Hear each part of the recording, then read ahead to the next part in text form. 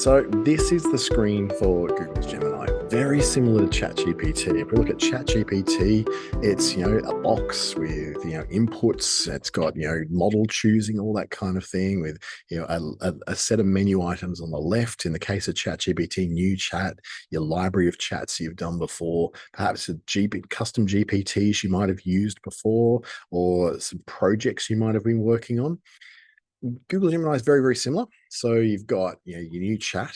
They've got scheduled actions, which may be things like reminders that you set yourself to come through, but it also then has these gems. Now, gems are basically like custom GPTs that you'd have in ChatGPT. They're versions of the software that allows you to do things again and again and again and again without having to completely re-prompt yourself all the time. They call them gems over here. They're called GPTs on ChatGPT, which is to me a little bit confusing, but the gems are pretty much the same thing. Now, down there we go to our chat. So if I don't look at the gems and just look at the chats down the left-hand side, you'll see that it's got a list of all the chats that I've been doing, much the same as ChatGPT does, right? ChatGPT, you got all these chats down here of all the things we've been doing in the past. So I got the same thing in ChatGPT, very, very similar. Your settings are all in place in the same places where ChatGPT settings are down the bottom left here. So it's really, really familiar. Now, the difference is, though, with ChatGPT, we can sort of play around with the model we're using, the Auto Instant Thinking Pro. Most of us use Auto because it's just easier for it to work out what it needs rather than us trying to detangle what all that means. Gemini is very much the same. Over here in their chat box, which is between Pro, Thinking, and Fast. Fast is really good for when you're trying to do things very simple, such as fast for me is good for going, who was in the AFL Grand Final last year? And so little question and answer stuff, you really don't need a lot of power for that. You just need the fast answer. So the Lions defeated the Cats, which is correct. Absolutely flogged them at the MCG.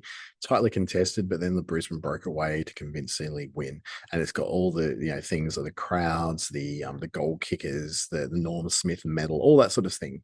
And that's the it's easy, just simple question and answer. But that's the very beginning stuff.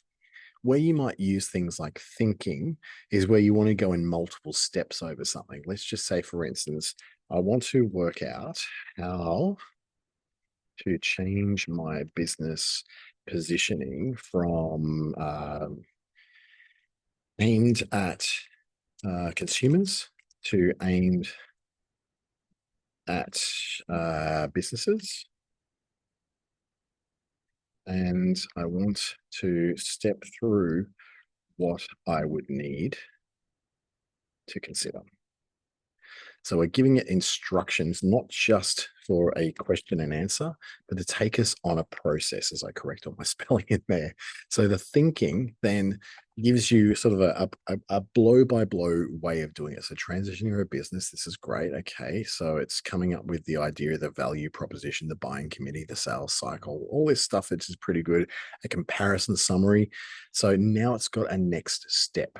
And this next step is where it's going to take you, not just from a question and answer, because it's given us a bit of a framework to work from moving from B to C to B to B, but it's giving us a process to work through. Remember I said I wanted stepped it? I wanted to step the process. So make it more concrete. Would you like me to help you draft a B2B pitch deck or a list of B2B focused value propositions? Yes, I want this, a list of that. My business, let's just say my business produces personal care products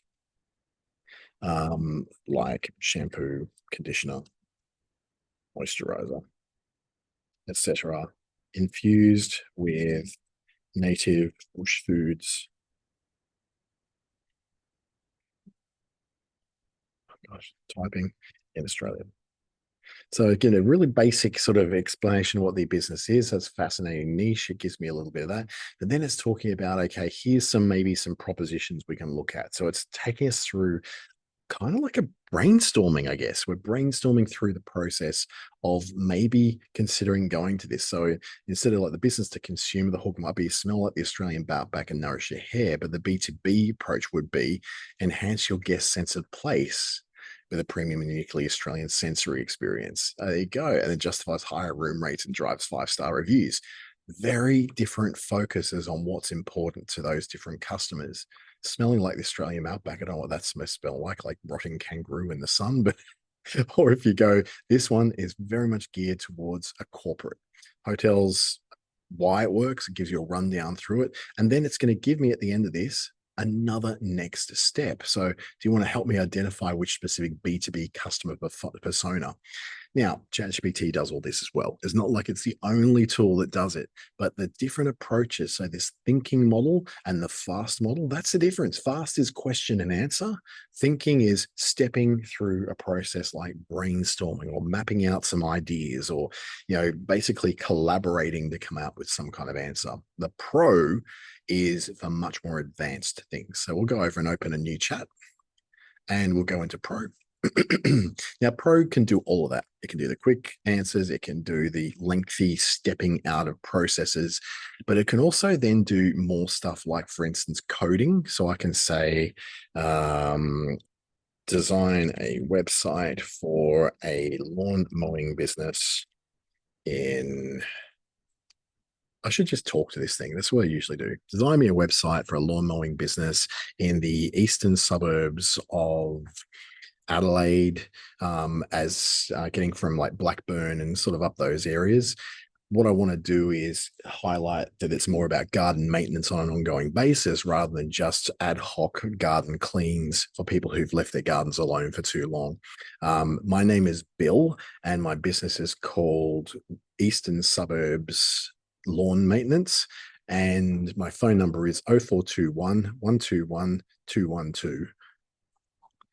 And so what it's going to do now is work out what it's going to do to create that website. So to find me, I want to do build me a website. So if I do that, it's going to again go, okay, in the pro version, which you only get a certain amount of in the free version of Google Gemini, it then will go, okay, I'm going to do a bit of research about this, pinpoint the scope of this in geography. You can see what the thinking steps are like. Pinpointing the geographic, clarifying the geographic intent, what it's called, and it's going to, here's a website strategy. So it's giving me the strategy for the layout. That's great. Burnside and Leabrook, Norwood and Kensington. Great. Exactly what I want. Glen Osmond and St. George's, surrounding leafy suburbs. Fucking great. This is what I want. Now, so it's giving me that, but I want to create the website. So what I could do then is swap over to another tool down here called Canvas. And in Canvas, I can say, build the website that you described. And then we're going into a tool that builds in code. So it's a very different interface. It's about swap that interface once it actually works out what it's meant to do.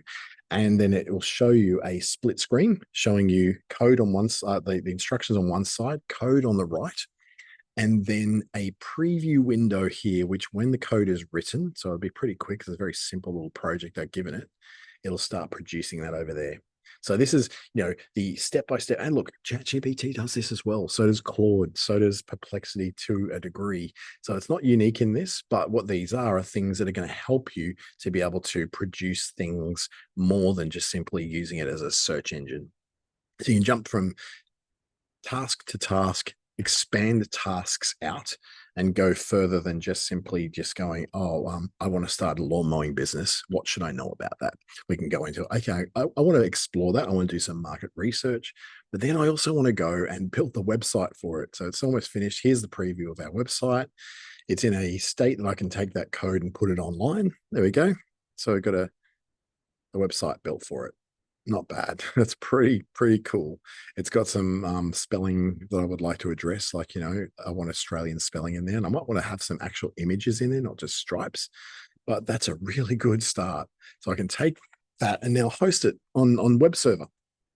I've got a nice website ready to go. So that's part of what you can do in that pro version, is jumping from speccing out a business idea to actually giving a prototype of what a website would like to do, or even a prototype of what you want your social media posts for that business to do. That's the same in any other thing you do.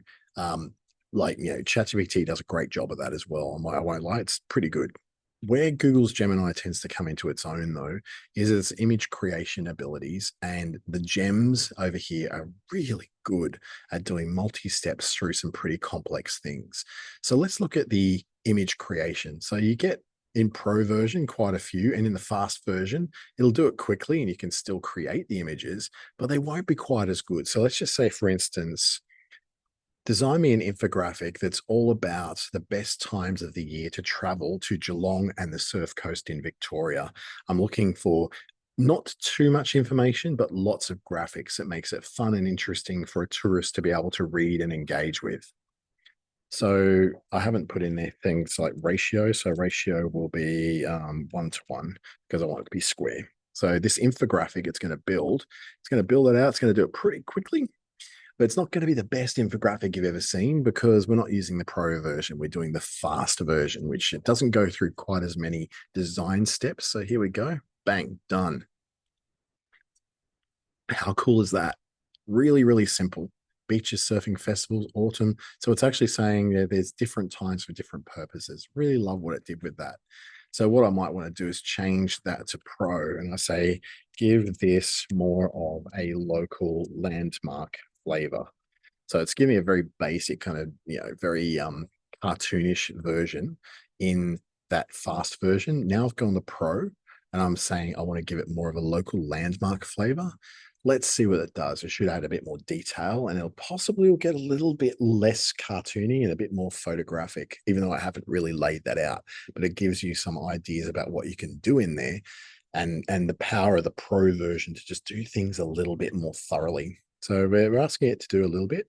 So taking that and saying local landmark flavor. They've got a couple of sort of local landmarky kind of things in that little map of the region, but it's not really that clear. So here we go, much more with the local flavor. Here we go. So I'm loving the look of this. So let's have a look. World-class surfing. So it's gone into more detail.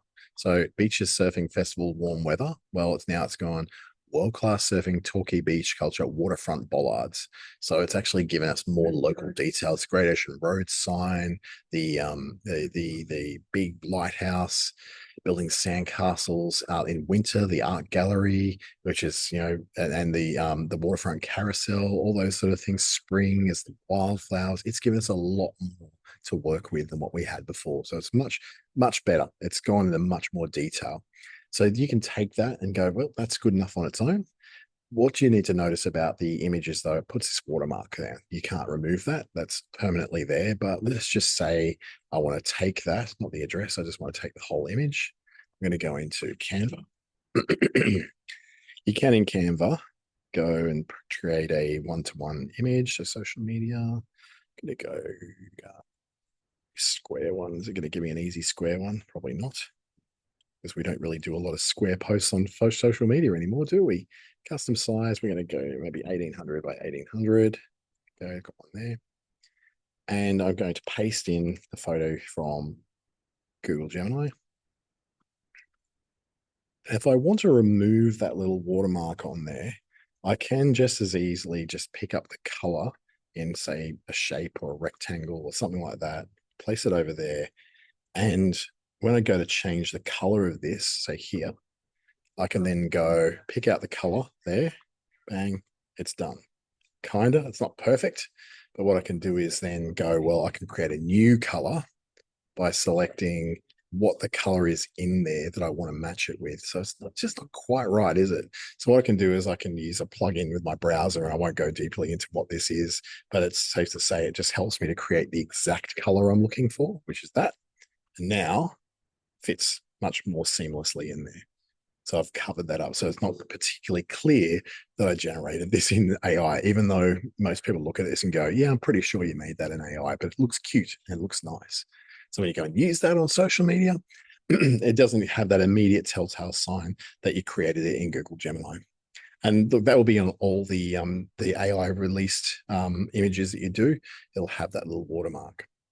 So really the basic things you need to know is new chat over here. You can start off anything. You can go through the same things you do with ChatGPT, just in a different interface slightly. Gems are your pre-made things. So I can do a completely different webinar and have a really quick one to show you through that. But to give you a little bit of a preview, say, for example, my carousel maker GPT is a set of instructions I use for making my carousel content. So if I look in what that looks like under the edit, this is what your gems look like. You give it a name, give it a description, then you give it rules. So in here, I haven't got any knowledge files or style files, but I've got lots of rules that I need it to follow. So it's all there written in exactly in the process I want to do, which starts by me going start. And then it begins the process and asks the first question, which is what is the topic of the carousel? So it'll ask over here in a second, what is the topic of your carousel coming any moment? There you go. What's the specific topic you want to write about? So it will ask me a set of preset questions that I've told it to do, and I answer those, and that takes the input, smushes it all together, and says, "Here you go. Here's what you wanted." So again, I won't go into the gems so much because that's that's a little bit more advanced, but that's where they live over there. So where you can make those. The beautiful thing is though, on ChatGPT, you are not allowed to use their custom GPTs without a page, or sorry, you can use custom GPTs of other people created for you, but only a couple of responses from it. But you can't make your own for free. In the free version of Google Gemini, you can actually make your own gems. You'll have limits to the usage of them. You can't just use them all day and pump out, hundreds and hundreds and hundreds of posts and all that sort of thing. But what you can do is at least create your own ones for the free version of Google Gemini. So it does have some advantages over ChatGPT. For me, I've moved pretty much all of my ChatGPT stuff out here because in here, I think it's just got something which is more useful to me. I've got all my gems in one list here. ChatGPT only allows me to list a certain amount of them, although I've got a pretty solid amount of them over there. But it's like that to me works really well. And the other thing is too that Google has what is called a very particularly long context window when it comes to how much information it can retain as you're going down the conversation. I know that ChatGPT kind of goes a bit wobbly after about 30 responses, whereas Google still remembers everything you said in the past in that chat and continues to build that context into what the responses are going to be every time. So you don't have that sort of loss of memory or that hallucination quite to the same level. That's really basic look at Gemini. You can see all my previous one I've done here. I can go through them. The beautiful thing is I can also take any of those and pin them to the top of the chats list.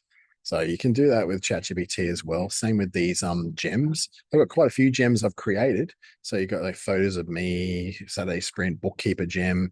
The GPTs are written for other people as well. Grant application documents, all that sort of thing. But I've got them in there, but I've only pinned the 5 that I use on an almost daily or at least weekly basis that I'm going to constantly be going back to all the time. So that is a really, really basic look at Google Gemini. For those of you who may have been thinking, what's the big fuss that people are making about this? My own personal call on the kind of advantages it has, it does a lot better job of those infographics and those images than I believe that that ChatGPT does. For me, it's just it fits in with all my other googly stuff. So I'm using Google Workspace for my documents, for my sheets, for my slides, all that sort of stuff. So it really fits in with that because Gemini works within those tools as well.